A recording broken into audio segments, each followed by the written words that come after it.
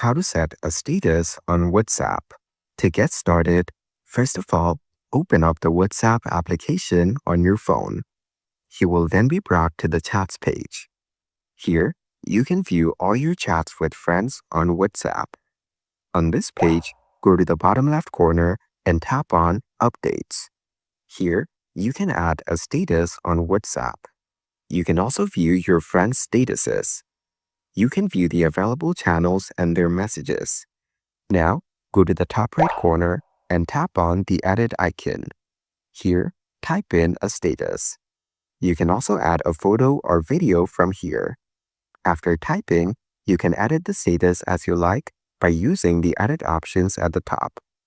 By tapping on the text icon, you can change the font style of the text, and the colors icon changes the background color of the status.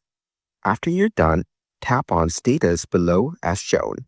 Here, you can choose who can view your status. Then, tap on Done. Now tap on the Send button to share this status. You have now successfully shared a status on WhatsApp.